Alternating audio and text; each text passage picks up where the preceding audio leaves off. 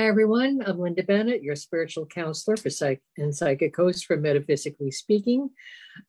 We are on live today, the 28th of September, 2021. And we are live every second Tuesday and every fourth Tuesday.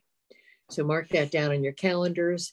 And so that way you can be with us at 6 o'clock sharp.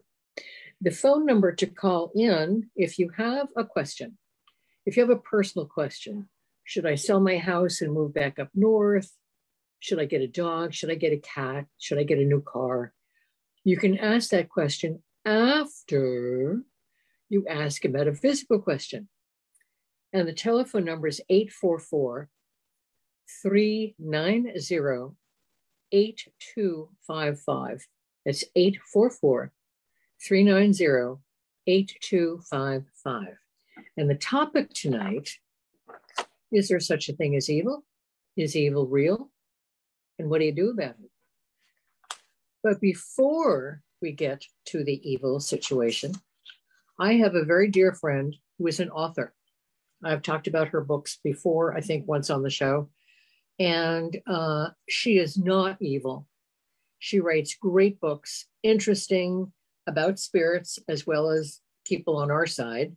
And the series that she has hopefully not completed is called The Witch City Mysteries. And her name is Carol Perry. And this is the very first one she wrote called Caught Dead-Handed. And you will notice this beautiful orange pussycat. And the pussycat is very important in all of the stories. I will not spoil anything for you, but she's the kind of author that when you start the first page and you get to the end of the first page, you're hooked. That is quite a talent. J.K. Rowling had this talent. Her new series is called the Haunted Haven Mystery Series, and it's based in Florida. And this is her very first book, and it's called, which I think is cute, Be My Ghost. And it's about a woman whose life suddenly changes because somebody leaves her an inn in a place called Haven, Florida, which is down around, I don't know if that is a real haven. I've never heard of Haven, Florida, but I'll tell you where it is if you know anything about Florida at all. Along the West Coast, the Gulf Coast. And if you know where St. Pete Beach is, move north and you'll see Treasure Island, Madeira Beach, Indian Rocks, etc. So it's in that area. That everything is taking place in a sleepy little town. Nothing evil is taking place in her books, but she's talking about human nature and what people do and et cetera, et cetera. So I highly recommend these books and read. I have what I call the Harry Potter problem. The first time I read Harry Potter, I thought, what's everybody buzzing about? Did I miss half this book? So I waited a couple of days and I read the first book again. I said, I'm so eager to get to the end that I raced through the book. And it's not like speed reading where I took a speed reading course in my college prep in high school, where I think I was at 488 words a minute. And that's retention. You just can't skim over the words. You have to know what it says. That's different. This, I was just so eager. And her books are such an easy, friendly read that I had to read Harry Potter again. I had to read Be My Ghost again and all of the Witch City Mysteries. Witch City being Salem, Massachusetts, where she was born on Halloween Eve. Okay, so I highly recommend them. Her name again is Carol Perry. And you can find her online. I don't know actually how you do that. Yeah, just Amazon. Just Amazon? Okay. That's my executive producer. And great reviews. She does have great reviews, even from the professional reviewer people. And it's by Kensington Publishing. And you can order all of her books at once and just enjoy them. And I don't care. And by the way, you think, oh, cat. Linda's a cat person. But in the new series, Be My Ghost, she's got a dog. Not going to tell you what kind, but she's got a dog. So dogs are getting equal treatment. Carol has always had cats and dogs, all getting along well together. Now, Why am I doing this show on evil tonight? Because I have noticed that even on History Channel, the Travel Channel, these are channels I watch all the time. History Channel, Travel Channel, because they've got a lot of programs on traveling around the country and around the world and finding different types of phenomena. And a lot of the things you'll see that have been on the History Channel, the Science Channel, Discovery, the Learning Channel, and Smithsonian. If I'm forgetting one, I'm sorry, but these are the channels I watch mostly, except on CBS when NCIS is on, which is now on Monday night at 9 o'clock. For years and years and years, it was on Tuesdays, but now it's on Monday. Okay. The Christians call evil Satan, like they invented it. Didn't invent anything. Linda, what's going on with all those shows, though?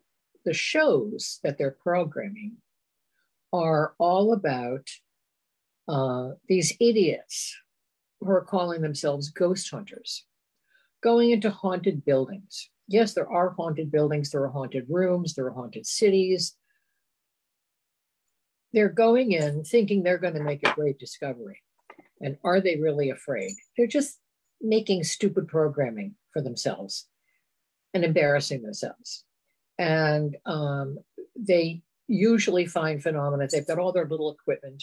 All you need is a psychic, and all you need is somebody who is in tune with that. Not every psychic has every ability. That was one of my abilities. I was trained as an exorcist. I do not practice exorcism, which I will tell you why in a minute. I am all jumbled up here.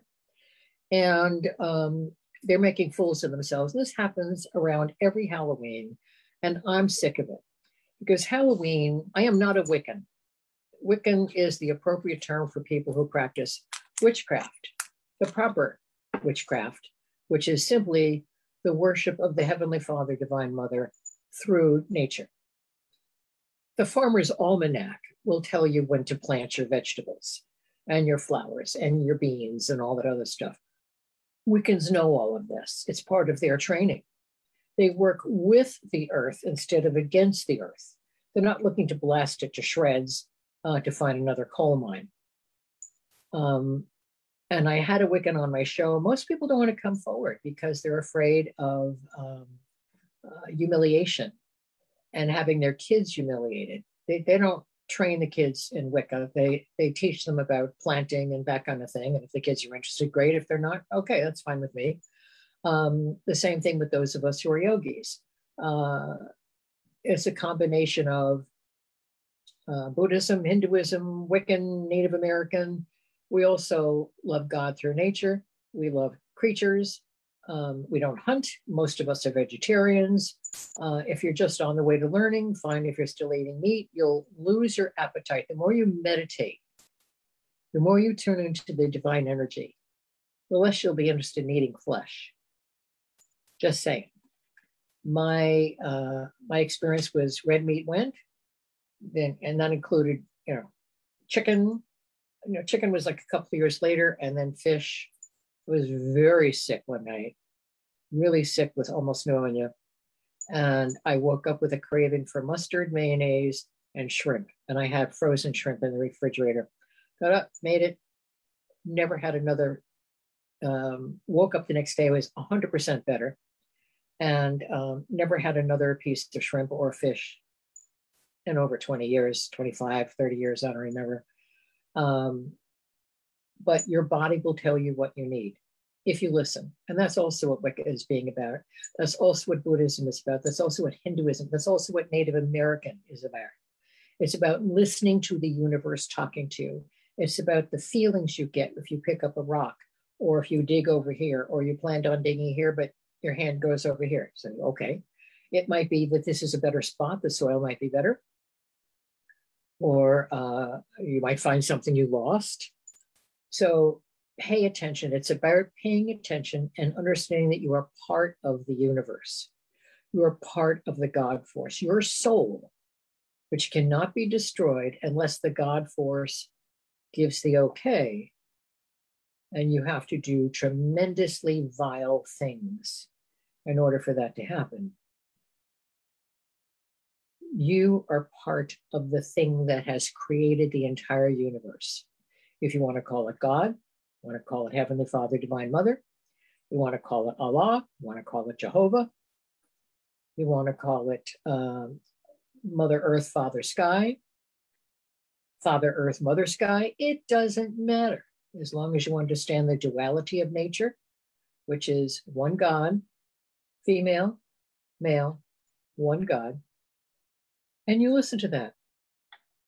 Nobody taught me when I was a child how to meditate, but I just used to love sitting quietly under the trees and looking up at the sky and feeling like I was part of the tree, I was part of the earth, I was part of the sky, I was part of something bigger and better than I was, more important, and I was part of it. And I would just hum to myself. And sometimes I'd just be perfectly silent with my eyes closed. It's what you allow yourself to do to improve yourself and feel at peace. That is what meditation, that is what being metaphysical is all about. Not following a Bible, not following a Quran, not following anybody else's ideas, especially if they're patriarchal, because we've all had enough of that. But evil is something different. How did it come about? Why does God allow it to exist? Evil came about with the very first thought of cruelty, with the very first act of cruelty. It's so phenomenally, incredibly vile and anti-God that it's like an energy that's split out by itself. One over here in a corner. And then another person did something mean because they said, oh, look what he's doing. And that action, that thought and action split away and joined the other thing in the corner until there was like this black mass of mush and garbage and blah. And then it got bigger with each mean thing that happened. Each time somebody, say, kicked a dog, kicked a cat, smacked a child, smacked each other. That became a force field. And it got bigger and bigger and bigger and bigger. Think of the amount of people who have been tortured, going back thousands of years. We think of Afghanistan, we think of Vietnam, we think of World War II, we think of Korea, World War I, the Crimean War, War of 1812, where England tried to take us back. But there have been wars on every continent of this planet for thousands of years. I don't understand how people who don't have something look over the other side of the river and say, oh, that looks good over there. Let's go conquer it and kill everybody. Who gives you the right to do that? Why would you want to do that? I don't get it. Who do you think you are? Work hard yourself or send some friends over and say, look, we're doing lousy over on that side of the river. What is your secret? Could you help us? Could you train us? And they'll say, well, you got rocks over there. If you want to be on this side, go further up the hill and you'll be all set. And people get along well. Isn't that nice rather than having to kill? I've said this before, and I know I may sound like I'm a lesbian, but I'm not. I'm tired of the penis problem, the testosterone problem, when men think that if they conquer and they kill, that they're better, that they're stronger. No, you're just a bigger thug. There's a difference between defending yourself, say from World War II, from the Nazis, and before that, Mussolini in Italy, and going and being the Nazis and conquering and thinking you have the right to take over other countries. And you have the right to decide that these people, I don't like them, so I'm going to kill them. I don't get it. But each act like that, each thought like that, each plan further enhances evil. And so now it is a massive thing on this planet. Where goodness attracts goodness, evil attracts more evil, attracts more people on the fence, but they seem to be leaning towards evil, attracts more people who are confused and say, anybody help me. Well, when you say anybody help me, you invite angel observance, and evil jumps right in and makes your life a happy, joyful situation. And you think evil's not so bad. Why don't people like it? Oh, what do you mean you want me to kill my kid? What do you mean you want me to kill my dog? What do you mean? Are you great? You owe us. We helped you. You're stuck. You can never make a deal with the devil. You can never compromise with evil. You walk away, and you have in your mind, consciously and subconsciously, and in your mouth, the words saying, I am part of God. I have nothing to do with you. I'm part of God. I saw a show this past weekend where this particular spirit was trying to conquer this guy. And when I was taught exorcism, and I checked with Self-Realization Organization because I was interviewed by one of the monks who had trained under Yogananda. And I said, there's a couple of things about my training that I don't feel right about. And I was taught that nothing in the astral world can hurt you in the physical world. Well, that is not true. Depending upon the level of evil, it can do a lot of damage. So you don't want to ask questions. You don't want to get to know it. You don't want to have any influence over it. You want nothing to do with it. Because evil also sucks your energy. Remember the Dementors in Harry Potter? Those black formless things that would suck the life out of you and suck the joy out of you. That's what evil does. It sucks the force field. It sucks your soul and destroys it. But in its mind, it destroys your soul. If you're a good person and you just got caught up because you didn't know what the heck you were doing, your guardian angels destroy them and take your soul and bring you to soul class and give you a rest and teach you about what happened. You can never, ever, ever, ever, ever, ever once engage with evil.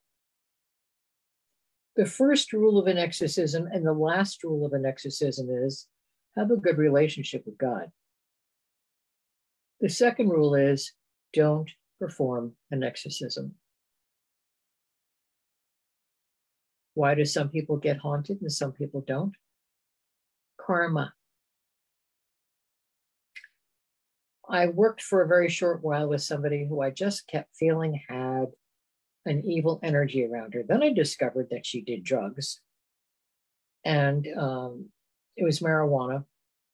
I'm sorry, I'm anti-marijuana. Do we need one more thing to make people stupid and out of it and then get behind the wheel of a car? Isn't the beer and wine and booze enough? Why do you want to tune out? Why do you want to be stupefied?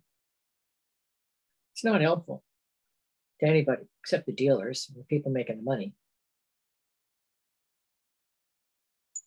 So I had a feeling about her. And every time she would come to my house, I'd bring her in my meditation room. And you could just see her calm right down.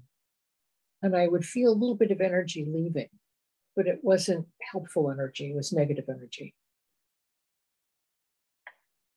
And then she admitted one night, I said, you have been involved in black magic in this lifetime, haven't you? And she looked down and she said, yes, in college. And I said, how do you think that's affecting you? She said, well, I remember it every time I get high. I said, do you think that has any kind of relationship? Drugs and evil, drugs, evil, and you're feeling it, yet you're still doing the drugs? Don't you understand that it's trying to keep you away from meditation? It's trying to keep you away from kindness. It's keeping you away from your daughter because you're busy being stoned and she wants her mother. It's keeping you away from your sisters. How is this making your life better? Well, I understand from another party, I basically ended my relationship with her. And I understand that she went downhill even further. Drugs, alcohol, never going to make your life better, but will make you more susceptible to evil. And when kids get to college, if they were raised nicely and they have crummy friends in college, they want you to be drunk. They want you to be stoned. They want you to be high. They want you to screw up because they want company. And that way, you can't be better than they are. You can't say, well, I don't do that. I'm sorry. Because they have you right in the pit with them.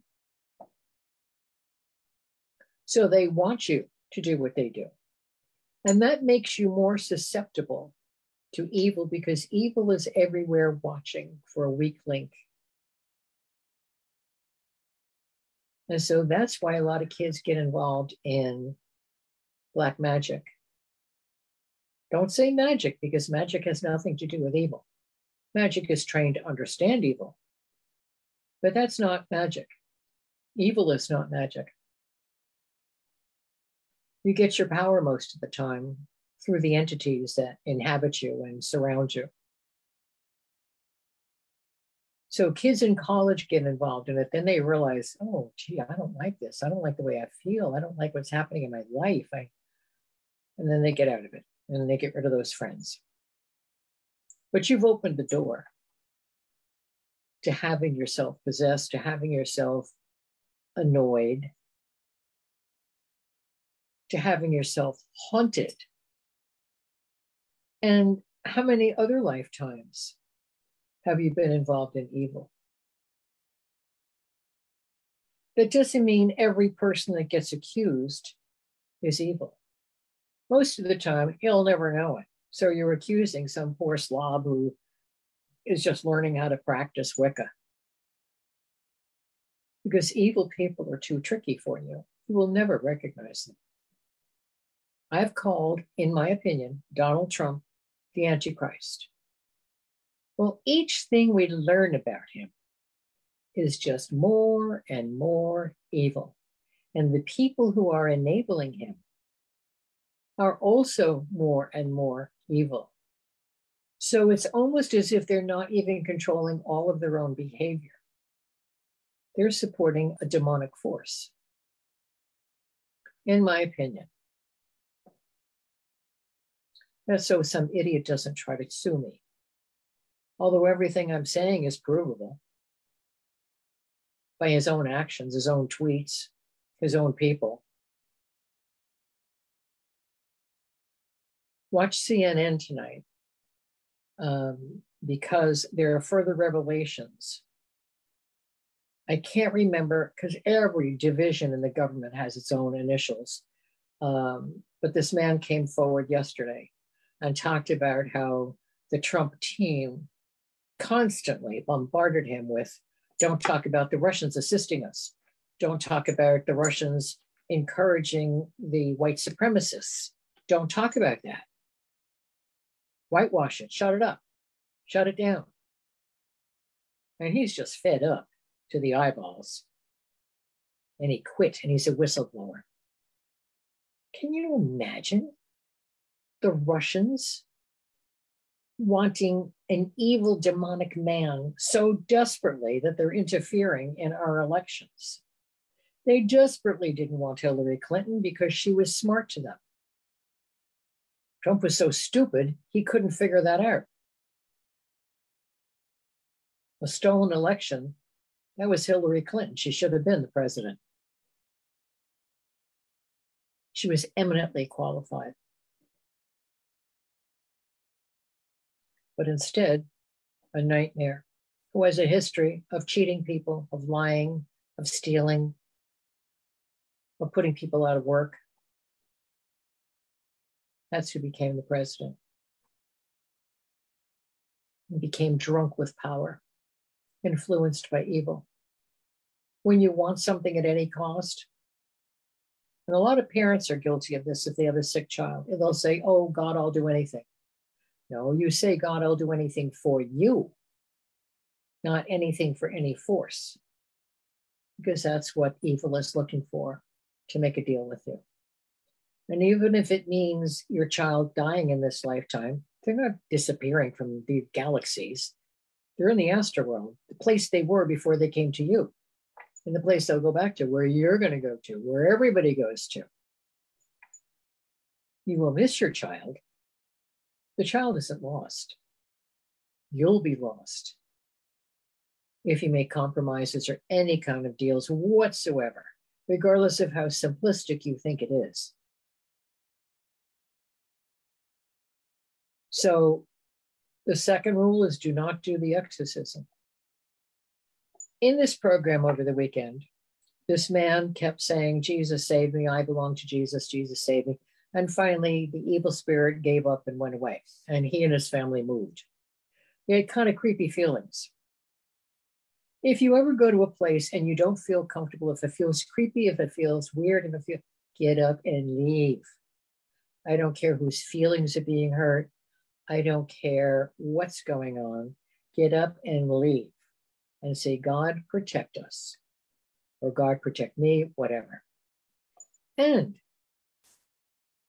everybody at, say, the dinner party may not even feel anything different. You just might be more aware. You might be more psychically aware, more spiritually tuned in than you think you are. And so therefore you're picking up on it. They may think you're crazy. Who cares? If you know that there's something wrong here in this house, this apartment, this inn, this hotel, this restaurant, get up and leave. Say, we're suddenly not feeling well. I'll call you tomorrow. Thank you so much for inviting us. And just repeat Om Mani Padme Hum or Om on the way out. Look at your car, clear it out. Say, God, remove anything negative around us, anything negative following us. Do not let anything follow us. And don't be scared and say, oh, don't. No, because that's fearful. Evil likes that because it confuses you. You have a right because you are a spark of what created the universe. That's what your soul is. You have the right to be free of evil. You have the right to be free of any kind of harassment, unless you are karmically supposed to go through it because you did it in another lifetime. And I'm not talking about when people say, oh, it's you cast a spell on someone by telling them to go to hell. No, you didn't, because that's not what you really mean. And intent is excruciatingly important. It is very difficult to place a curse upon someone unless you really know what you're doing. And the only way the curse would work is that that person was karmically open to receiving the curse because they had done the same thing to somebody else, either in this lifetime or another lifetime, and it has not been addressed. So you could work up the best curse in the world. It'll boomerang right on top of you if that person is not karmically open to it, because you reap what you sow.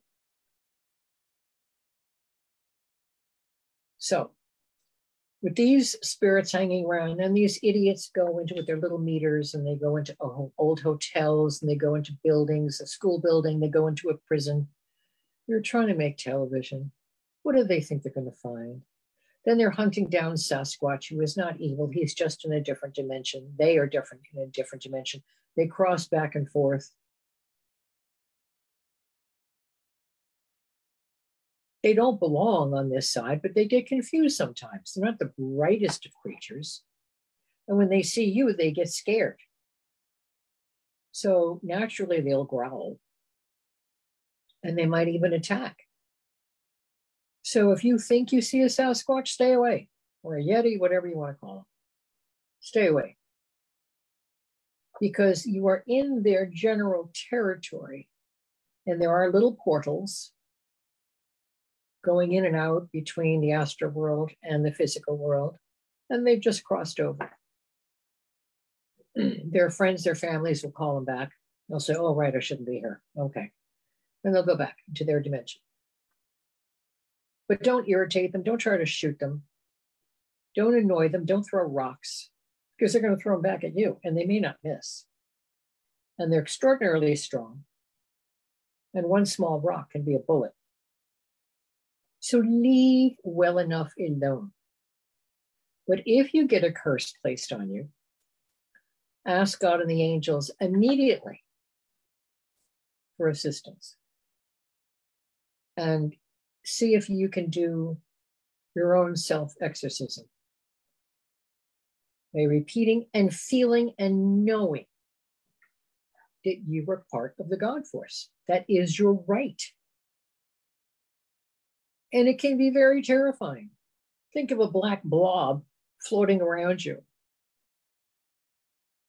confusing your mind, taking away your free will. So you think, because that's what it wants to do. It wants to confuse you and scare you so that you'll say, okay, whatever you want, I'll do it.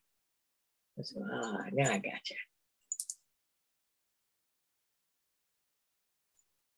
As part of the universe, the goodness in the universe, you have a right to be free and peaceful. Yes, you'll have to pay back your karma. So you can say, God, please let me know whether or not this is karma I'm paying back, or if this is something new. I went to the magazine store today and felt creepy in there. So something can follow you home. Yeah, a stray dog can follow you home. A spirit can follow you home. And a positive spirit can follow you home, maybe just lonely, maybe confused, maybe newly crossed over. And something so quick happened that they didn't know what happened. And they're still in the area. And they think, oh, what a nice lady, I'll follow her home. Maybe she can tell me what's going on. I don't really know. But you will not feel the same way with a confused, nice spirit that you feel with an evil spirit. So it has to be karma. And you start that karma when you go on these stupid shows with your little meters and think you're going to hunt down an evil spirit. You have now opened the door. They have no idea what's in store for them. It ain't good. I always say that evil presents itself to you in a form you think you need or a manner you will accept. A form you think you need, like say a new job, or a manner you will accept. Like obnoxious, mean-spirited people who move next door. You need to find out if they're legally there or if they're renting, and file a complaint if they're renting, and put some crystals on that side of the house, inside your house. Say prayers every day. Surround your house, yourself, your cat, your dog, your bird, your fish, your lawn, your car with positive light. And keep visualizing that you are protected. And their evil is in a box inside, enclosing their house, enclosing their property. And they're trapped in their own negative energy field.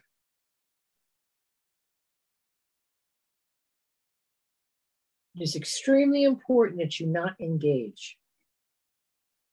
But if you are being haunted by someone, I do not recommend going to the local Catholic priest or the local Christian minister. If you have a Kabbalistic rabbi in your neighborhood, that's the Kabbalah is the special teachings and esoteric teachings of Judaism. The average person going to temple doesn't know anything about it, certainly doesn't study it, because the teachers are very selective. You have to approach them. You have to show an interest. And the rabbi is always going to be psychic if they're dealing with the Kabbalah. And they will determine whether or not, A, should you be a student? B, are you ready to be a student? You might be interested, but you might need some more life experience. And they will tell you that. They'll say, come back in 6 months, come back in a year. Keep meditating. Yes, they meditate. Good imams meditate. Good Muslims meditate. Catholic nuns and priests meditate. So it's not that they've never heard of it. But the Kabbalah or Kabbalah talks about exorcisms as well. And if you can get one of those Kabbalistic teachers to help you with an exorcism, you're very fortunate. Most Catholic priests think that just saying Jesus over and over is going to work on every haunting. It won't, especially if it's non-human or if it's not from this part of the galaxy. It was zipping on by and said, oh, look down there. Got wars, they're torturing people, they're stealing people, they're using children as slaves. Wow, why don't I zip on over and see what's going on? They have no idea anything about Jesus. They don't know about Buddha, they don't know about Mary. They don't know about anything, but they know about God. Because they've battled God or tried to battle God. So by saying Jesus is not going to be helpful, doesn't mean that Jesus isn't helpful. It means that they don't understand it. So to them, it's nothing. But if you say God, they get it. I'm surprised we're not getting callers on this topic because it's one of the most important things you will ever. Hold on a second, my executive producer. Can you talk about horror movies? Yes, we're going to talk about horror movies because that's where I was going when I forgot where I was going with the TV show.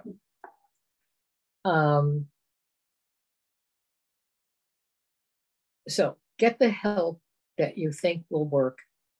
And the Kabbalists, the Kabbalistic rabbis know about non-physical entities. And remind me to talk about the Skinwalker Ranch. My executive producer said, what about horror movies? Well, the ones in the 50s were so stupid. They were like Dark Shadows when it was a soap opera on every day of the week. And it was so cheaply done. The idea is they would go from one floor to the other to be in the astronaut. Well, they had probably the size of this desk, a built staircase that was so rickety that when the actors were going up or they were coming down, you'd see them going like this. And what the heck? And then you'd look and you see the staircase shaking. And then they try to open the door and it wouldn't open. And then they'd say, I'm going to be going through this door and I'm going to find, and then they'd be finding it. Jonathan Freed was the one who played Barnabas. And you know, he was so identified with the character, he couldn't get employed anywhere else. The poor guy. That was supposed to be horrible. But the special effects were so hysterically funny, you just couldn't get into it. You watched it for the special effects. I was a kid watching it, laughing my head off. But with the sophistication of cinema and producers and directors thinking they had to push the envelope further and further and further and further and further, they become a nightmare themselves, these horror movies. And they open up the door. If you're enjoying the movie and you're enjoying the torture that's taking place, you're opening up your door to evil. Now, depending upon how much you're opening the door, is how much you'll be taunted. Don't sit there and say, oh, Linda, it's just a movie. No, it is not just a movie. It is a movie, but not just a movie. It's an energy grid that you are viewing and you are participating in. So this is something that is helping you open yourself up to negativity. I do not recommend these things. First of all, they're awful. But second of all, and more importantly, they're opening up the door for you to become less and less and less and less and less horrified by horror. So you will tolerate more and more and more and more and more in your life, in your community. What are the statistics about 39% increase in murders this past 12 months? 39%. By the way, the guy who killed his wife out in Wyoming and he's disappeared in the Florida Everglades, and his parents helped him. I was listening to John Walsh earlier talking about how the cops should have handled it. They should have had a black and white in front of the house, a black and white in back of the house, because when he was in his parents' house, they should have been watching them. They should have had plainclothes people with the cars following the father, because the kid could have been in the trunk. He could have been in the back seat on the floor. They did nothing. You're talking about Petito, the girl who died? The what, honey? Her last name is Petito. Petito, yes. Not her husband, it was her boyfriend. Oh, her boyfriend? Okay. If he was innocent, he'd have called for help. The first people who picked him up, he would have said, take me to the nearest police station. But he didn't, he ran. Cashed out her credit and took off. That's evil. He's evil. His parents are evil. Other parents have turned their kids in when they knew they did something awful. Not these people. Wyoming, he'll get the death sentence. The crime was committed in Wyoming. I hope they catch him. I hope he goes back to Wyoming and he gets his justice. And don't say, Linda, well, you know, he hasn't been convicted. Lots of people don't get convicted and they're guilty. They have really good defense attorneys and they look really innocent as they sit there in their little black suits and their little white collars and their fresh new haircuts. So psychically you're picking up that he did it. Oh yeah, he did it, but your actions. Were he innocent, he would have sought help. He didn't seek help, he ran. Took off like a jackrabbit. And he got out of that truck with the blonde woman who was talking the other night about how she and her husband picked him up. And then they said, no, we're not going where he wanted to go. And so he got out of the truck and ran. And they pointed out the direction he ran to, which of course he's not there anymore. They know he's in Florida. He was at his parents' house. He was photographed at his parents' house. But they have done nothing about helping. They found her body already, her skeleton. So obviously she was picked over by coyotes and mountain lions, whatever. But that's evil. And if you think that's okay, it's not. Because we, on paper, have an excellent jurisprudence system. In reality, we don't. If you're a prominent family, you probably will not go to jail. If your family has a lot of money and maybe you're not prominent, but you can spread it around a little bit, you're not going to jail or you'll be on probation. So understand that, yes, on paper, we have an excellent judicial system. Although every state is different, and you say, wait a minute, the guy committed rape. He destroyed the woman for life, and he's out in 3 to 5. He should be in there for 100 years. If the penalties were more severe for criminals and crimes that deserved it, there'd be fewer crimes. But people figure, I won't get caught. 40% of murders, according to the news last night, don't get solved. 40%, 40. You got a pretty good shot. You think you're going to kill someone, especially if you cross a border, whether you go to Mexico or you go to Canada, you fly out of the country. So This is evil. This is how evil works. It corrupts good systems. It corrupts good people who are careless, who just want to make a deal, who want something to go away, who don't want to be bothered with it anymore. And believe me, people, if you wind up with an evil presence in your life, you will beg God for relief. But you have to balance out the scales of justice. Whatever you did has to be balanced out. So getting back to the curse, someone has to know what they're doing, and you have to be the person who karmically receives it. If you don't karmically receive it, you might stub your toe or something, but it bounces back to the person who did it. It's not easy to place a proper curse on someone. But there are people out there doing it, and some of them have perfected it very nicely. And I love it when people say, well, you have to believe in it. No, you don't have to believe in it. You may not even know somebody's placing a curse on you. And you'll get very sick, or you'll have a terrible accident.